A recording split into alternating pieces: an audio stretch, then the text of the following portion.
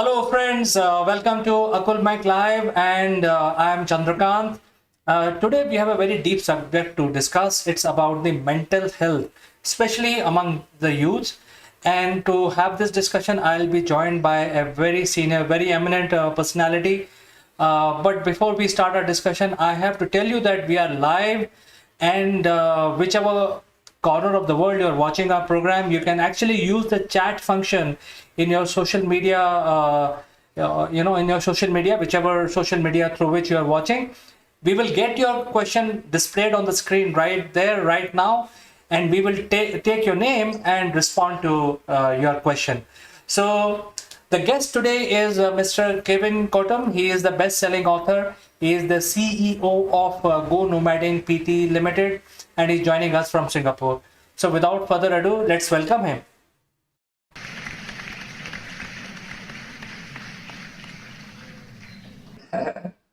Hello, Chandra. It's really great to be here with you on this very special day in India. Absolutely, Kevin. In fact, we had a big celebration, and I will tell you more about it after our show. But the topic for discussion for today is the mental health, especially among the youth. And because we are just coming out of the lockdown situation, or some of us are still in lockdown, there are some restrictions. What is the impact of that? So there are so many questions. It's a very vast subject. So what we should do to improve our mental health, reduce anxiety, things like that, feeling of procrastination and stuff like that. These are all related to mental health. So over to you, Kevin. Thank you very much, Andra. It's really great to have a chat on this particular subject. It is, as you say, a very large subject matter, and I have to say that I've over this COVID period, I think we've all been affected by something in our mental health and their well-being. I think we would be remiss to not say that we haven't been, and to put up a very stern front and say, no, I haven't been affected. I want to say that it's affected me. I've had a lot of ups and downs, and I've had a lot of periods of where I've just been not necessarily depressed, but just not sure where I'm going, or unhappy, and looking at where is the future. And I don't think that that's anything different from a variety of people. But what we're hearing today, whether it be in Singapore, whether it be in Sweden, whether it be in Canada, whether it be in South Africa, or wherever it might be, there's a big focus on the youth today as to how are they dealing with all of this. And I think that there's a variety of aspects which are coming up. And that is, one, that they don't see a future, a very good future. When you talk about the climate change and you talk about all of these biodiversity and challenges in work, where will we get work? These are all pieces that are plaguing on the youth of today. And some are doing very well, and some, of course, are not doing very well. But I think that we need to address what this means. For example, in Sweden, a friend of mine just recently told me that a lot of youth, there's an increase in suicides. In Singapore, which doesn't talk about these types of things because it's kind of shameful to do so, but I think that it's coming out that the youth are also committing more suicide. They're going through downwards in a variety of their performances in education and also in school. And also there's a variety of just thoughts about, where am I going? I don't think anyone has one complete answer to this. And I think that's the thing, that we need to open it up. It needs to be an open discussion. And we need to look at not just where we are, but the expansiveness of what is society, what are our cultures. So often our cultures create this challenge as well, because we have some strictness of the way we are to act and the way we are to be. And these are juxtaposition, and there's a paradox between that and sometimes where is the world going when we see it. I mean, we see the world, there's a challenge, not only from the climate change, biodiversity, new ways of working, all sorts of things, but we need to find little micro steps to help us through this mental state. So there's a book which I think is actually very interesting, and it's called Thrive. my time to thrive. And I think it's really helpful, not only for youth, but I think it's also very helpful for everyone. And it really talks about we've got to get a grip on ourselves and the way we work, the way we act, the way we look at our lives in general, the way we do socialization, the way we do all of these things. And so it's by Arianna Huffington. And I have just started to read it, and I think it's really valuable. There's a lot of great research. At the same time, it's about creating micro steps to help us out of this mental dilemma that we might be having around any sort of subject in our lives. So this is where I call we need to go nomading. We need to go into deep curiosity into who we are and find out what is our deeper purpose and what does that mean. And I think that is a really one place to start. I think there's another place to start is, if we think about it, is our technology that we're using. We're overusing and over abusing the technology. Our phones are constantly with us. See, my phone is right next to me. And that's not probably where it should be, especially when we go to sleep. So let us talk about some of the ways that we can help ourselves. So one of the things that they talk about, and which is extremely important, is sleep. Chandra, you know that you need to have sleep. The sleep is the re-energizer of us. It's not taking all the medications. It's not taking all the extra caffeine. It's the natural application of sleep, which is so vital for our mental health, our performances, therefore, which plays out from that. But getting 7 to 8 hours, or if you cannot do that, then to take naps during the day, some sort of cat naps. I remember my mother would always take cat naps. She was amazing. She would sit down, have a snooze, and drop off, and then she'd be back and she'd be up and running. And it was like this automatic thing for her. And then she trained herself as well. Right after dinner, she would just put her head down and she would fall asleep and she would be up and she'd be able to start working away again. But sleep is extremely important as an energizer. It also revitalizes your systems inside, and it helps you in your performance ultimately, because now your brain is thinking better. This whole point, of us working like late hours, and COVID has had these no boundaries and people working very long hours, and doesn't help us. This badge of honor, I worked 14 hours today and I'm going to do it every day. This is not a badge of honor anymore. It was in one time perhaps, but today I've never thought of it as being a badge of honor. I just think it's been ridiculous because of what it does to you.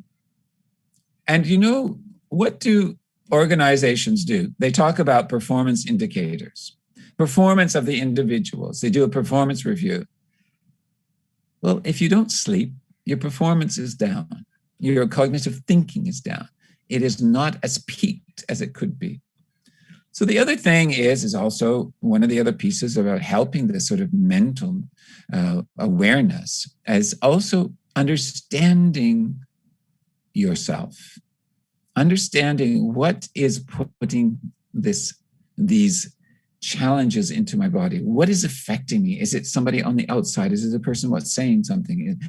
Is it I'm reading too much technology? Am I listening to the news too much? What is it?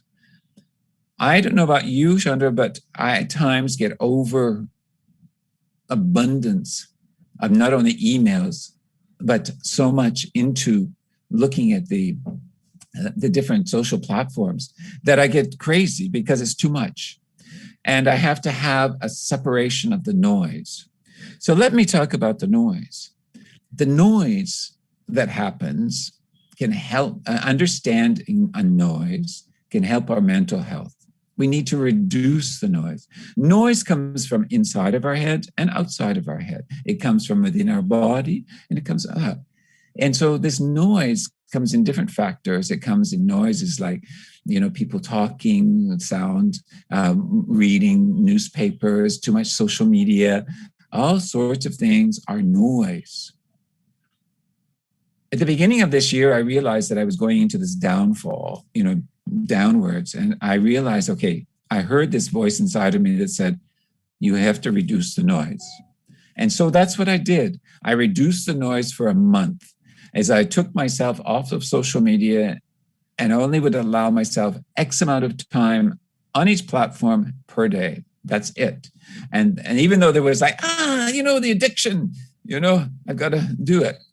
But no, you need to get rid of that addiction. So that's noise for you. And then the noise in your head, start walking, start doing exercise in nature, listening to the noise which is in nature, which is pure, which is part of you. These are old, different nomadic ways or traditional ways that we would live. And those help us to re-energize.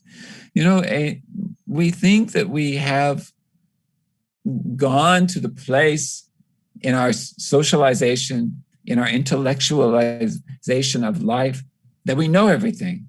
But what is that doing to us a lot of the time is that maybe we don't know what is actually nature within us. So reducing the noise, externally and internally, is extremely important. Take a break. Take a social media break. Cut it up. The other thing is that don't have all of it in your bedroom when you're sleeping, because you will be enticed to go onto it. You'll be enticed, and then you stop sleeping as well. Leave your phone outside your room. I know people say, no, I got to have my way. No, put it outside of your room, and don't let it be the first thing you check. When you wake up in the morning, take a moment for yourself to reflect, to be wide instead of narrow, and then start to look at the day. But you need to have these little micro steps of ways that you can help your mental health. But I would say it's a holistic health, because you're helping your spirit, you're helping your socialization, your emotions, your physical. All of these things come together. The problem is we talk about mental health, and it's the dictator. But our body can shift that mental health. I don't know about you, Chandra, but for me, because I'm extremely kinesthetic and physical, is that when I start to get all sort of mushed up in my head, or too many things are starting to go around in my head, I need to release that.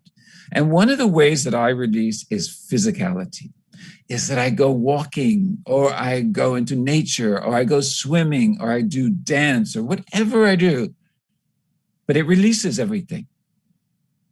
It's also very creative. When I was doing choreography, for example, one thing that would help me is I would get stuck. And this also affects your mental health, is getting stuck into a rut, or stuck on an idea, or a contemplation of what is this project? I don't know the next step in this project. I don't know what this creative aspect, what do I need to add to the creativity of this for it to be successful, or to be beautiful, whatever it may be. And I used to say, okay, go swimming. So I would go swimming, and I had one task. I can't get out of the pool until I've solved the question. So I would keep swimming and swimming and swimming until I found the answer. And the answer would come to me. I didn't sort of go on and on and on about the answer. I would just let the swimming allow me to find the answer, because it loosened everything up. So many people find their own ways of loosening their mind, loosening their body, whatever it might be. But it is a holisticness of this. So for youth, we need to be able to help them to start moving and expanding their thinking. Now, you remember we've talked about the nomadic culture and the nomadic mindset. One of the greatest, I believe, quotes that I found in all of my research was this in Mongolia, is a young student said to me, nomads think vastly, act narrowly. I'm going to say it again. Nomads think vastly, act narrowly. Now, whenever I talk about this in any speech, people go, that's the one that I pick up. Why? It's not like think global or act local. That's not like that at all. It is about vastness. Thinking vastly is opening the mind, opening the body, opening. And this is what we do in coaching. We go get curious and we start to open because people come to us in a narrow state. And this is what's happening when we have these mental challenges, is that we're in this narrow state.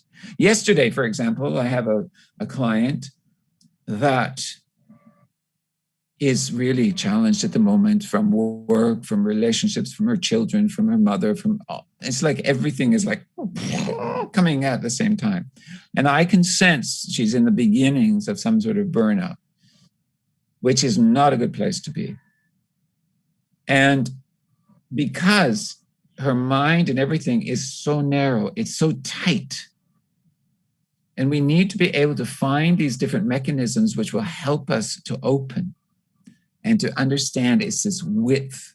Go wide, go wide, go wide, and then narrow in on a solution.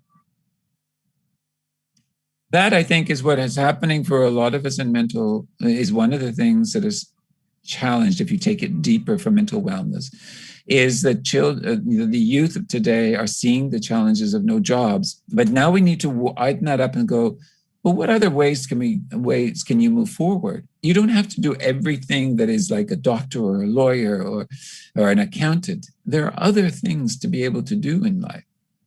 But because our culture has closed us, we don't see that width of possibility. And our education is sometimes doing that. So the width, our bandwidth, as we call it sometimes, is very narrow. We need to go wide on the bandwidth. Right? Remember on radios, we need to have a wide band, that you're playing. You need to have the technology to be able to have a really wide band. And that's exactly the same thing for us as individuals, is we need this width. So the width can come through some of the things that I've already talked about. But most of all, one of the things that's actually really important, I think, for a lot, and especially if people are listening from India or wherever, they've grown up from the fact of meditation and stillness and this idea. And meditation is really a place to widen. So meditation, take a break from your social media. Don't believe everything that's on social media. Don't engage in everything that's in social media. Engage in only what is important to you. Sleep, sleep, sleep, sleep, sleep.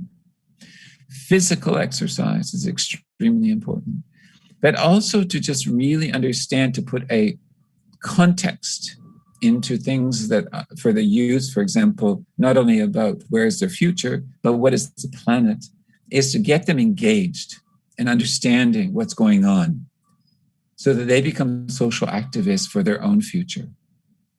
There's way too many people that are turning a blind eye and very short-term thinking about the planet, biodiversity, the decline of the planet. And we need to really understand that. And we need to do something about it. Because it's not just one person. We need to hold our governments responsible. We need to hold organizations responsible. And we need to hold ourselves and our families responsible. And our friends and our circles. Why? Because this will help our mental well-being to be able to cope and then thrive into the future. Why? Because we've gone wide and have a bigger picture of all the risks, the threats, and seeing them from a distance. We can see the opportunities, the possibilities. When you're narrow, it's very hard to see them. Would you say so, Chandra? Well, Kevin, I think you told us many, many important things. And one thing I'd like to share with you is that I know for sure that the 8 hours of sleep is definitely required because brain has to do cleaning functions. That is where I read somewhere that it does the cleaning function where it actually stores unwanted things into a hard disk somewhere deep down, so you don't need it for tomorrow, and keep remaining things in your RAM, random access memory. So it needs time to declutter your mind, and that is why sleep is required. But we know that. But I think all of us, including myself, I don't think I can sleep for more than 5.5 hours to 6 hours. Whatever I do, I cannot sleep. And whenever I get up, there is pressure on my head. The pressure is, oh, I got some 300 emails, as you rightly pointed out, and I need to start responding now, because if I do it now, I will have more time for my breakfast. So, that is where the day starts. You have not left the bed and you're answering your email. I think this is happening to almost everybody, whether they're young people or even middle-aged person like me, and even elders. So it's a common phenomena. But the youths are, more affected because they've just started their life, and they're getting into a rut.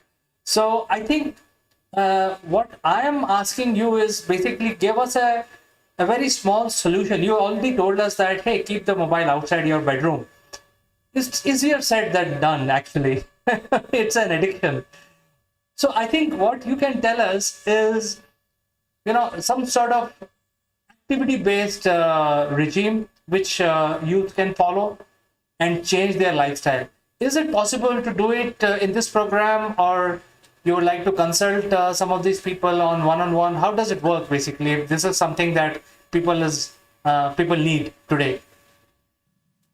Well, I think that it's a longer subject than what we have today, but I think that the people are able to consult with me if they wish to at some point in time, and to reach out. I'm very helpful. I'm grateful for that. But one thing that you can do, as I say, is that these are creating habits, and we need to create a habit which is the one that you wish to be beneficial. They call this, there's a phenomena called habit stacking. I don't know if you've ever heard of this. Have you heard of it? I've heard of different types of stacking, Kevin. For example, things like hashtag stacking. When you're posting something, hashtag is also can be stacked in your post, which is counterproductive. So things like that. So I presume habit stacking is also similar to that.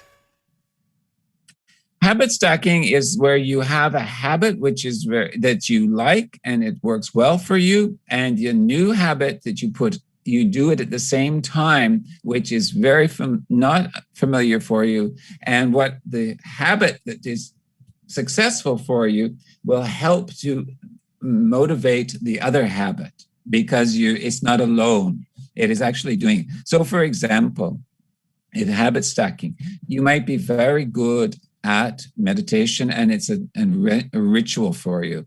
And so that you do that, but at the same time as you're doing the meditation, is that you're recognizing in your mind that you need peace. For example, that may not be something that is there for you, but you have a challenge with peace in your life once you come out of meditation, but it's to put the two together, is to understand the two. One is easy and the other one is a bit more challenging, and to see how that peace can help to take you forward. I mean, it's very simple in the sense of another way of habit stacking you can see is very simple, is that you wash your teeth, brush your teeth, right? And so that is okay. But then the affirmations, for example, are not so easy for you because you don't remember them. But you do an affirmation every time that you are brushing your teeth. So then it becomes a habit. So we have to create these habits. For example, as you talked about, is putting your phone out of your room. So one thing is I like to sleep. So that's a habit, it's a ritual, and it's also a necessity for you in life. And you allow yourself to have the habit of sleeping, but you say to my sleeping, I'm going to put my phone outside. And then you come in and you sleep. So you allow it to be there, but you say, I'm going to take it outside of the room. But you're focusing on the sleep. And that's the most important thing, and not on the social media, which is keeping you awake. Well, those are good tips. One question I have, Kevin, is which is related to youth specifically. and it's about giving them direction. Because I think what is missing is, all these things are fine. You leave your mobile outside. It's their habit. We need to tell them, hey, don't be habituated to certain way of life. However, I think all this will be driven if there is a goal assigned to them. So is there an easy method to assign a goal? For example, if there is somebody has to achieve something like score a distinction in mathematics, or score marks in social studies. So is there a possibility of assigning a goal which can give them direction? Is there a method to this madness, Kevin? There's no real concrete method to any of that madness around goals, I believe. Anyway, some people will be, swear up and down. So I believe a goal is an idea, a place forward, is a direction. However, the journey towards it is the most important thing. Is what are you learning as you get there?